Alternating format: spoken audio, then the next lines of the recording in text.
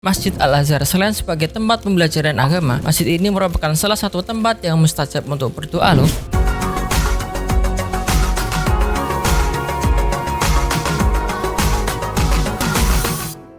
Dikisahkan oleh Khatib Jauhari dalam kitabnya Al-Azhar wa Dauruhu fi Nashr as-Saqafah bahwa pada 9 April sampai 8 Mei 1388 Masehi muncul sebuah wabah sampar di Mesir yang menyebabkan banyak korban jiwa. FYI, wabah sampar adalah penyakit menular pada manusia dan disebabkan oleh Enterobacteria Yersinia pestis. Wabah ini banyak terjadi dalam sejarah dan telah menimbulkan korban jiwa yang besar. Kasus yang paling dramatis terjadi di Eropa pada abad pertengahan sampai dijuluki Black Death. Oke, back to the topic. Setelah munculnya wabah ini, Nasiruddin Muhammad, seorang hakim pada masa itu, meminta para qurra dan ahli hadis untuk berkumpul di tengah Masjid Al-Azhar.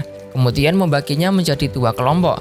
Sebagian kelompok ditugaskan untuk membaca ayat suci Al-Quran dan yang lainnya membacakan Sahih Bukhari, dilanjutkan dengan doa bersama. Lalu di bulan yang sama, para qurra dan ahli hadis kembali berkumpul di Masjid Al-Azhar untuk berdoa bersama. Nasiruddin juga mengumpulkan anak-anak yatim dan para lansia untuk ikut serta dalam doa istighosah tersebut. Walhasil dengan izin Allah dan berkah dari orang-orang terpilih yang dilanjutkan di tempat terpilih, berhasil mengetuk-ketuk langit hingga akhirnya Mesir terbebas dari wabah mematikan ini. Namun pada tahun 1430 Masehi, wabah ini kembali muncul, bahkan menyebar hingga ke seluruh pelosok Mesir. Tercatat jumlah korban jiwa mencapai 1263 per hari. Saking banyak korban jiwa, disebutkan bahwa jasad sebagian korban menjadi santapan anjing, hingga kebutuhan kain kafan dan keranda mayit kian bertambah. Mengatasi musibah genting ini, Raja Ashraf Saifuddin Barsbay dari dinasti Mamalik berinisiatif untuk mengumpulkan 40 syarif dari garis keturunan Rasulullah SAW. Lalu beliau mengisyaratkan agar nama dari ke-40 syarif tersebut diawali dengan Muhammad dan memerintahkan agar para syarif diberikan masing-masing 50 dirham dari harta pribadinya. Selanjutnya, beliau mengumpulkan para syarif ini di Masjid Al-Azhar untuk melakukan sholat Jumat yang kemudian dilanjutkan dengan pembacaan Al-Quran sampai masuk waktu asar. Ke-40 syarif pun naik ke puncak masjid lalu mengumandangkan azan secara serentak, dilanjutkan dengan sholat asar berjamaah yang diakhiri dengan doa bersama. Keajaiban dan berkah dari doa-doa tersebut mulai dirasakan di keesokan harinya dengan berkurangnya wabah hari demi hari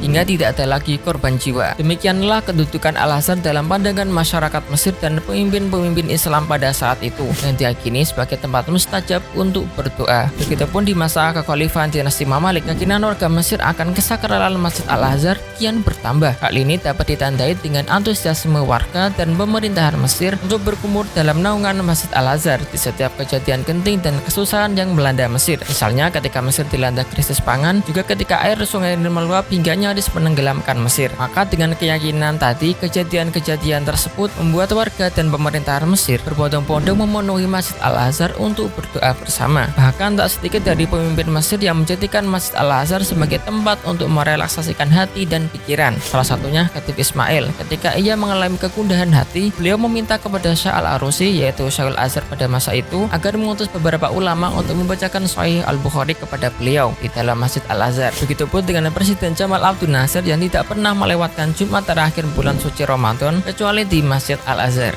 Nah, buat kalian yang masih diberikan kesempatan untuk berkunjung di Masjid Al-Azhar, pergunakanlah kesempatan kalian untuk ikut dars, sholat hajat dan berdoa. Semoga hajat-hajat kita semua diijabahi oleh Allah SWT. Amin. Jika kalian suka dengan video ini, masih benar support channel ini dengan cara like, subscribe, and share ke teman-teman kalian. Saya Kirin Awi, ma'assalamah.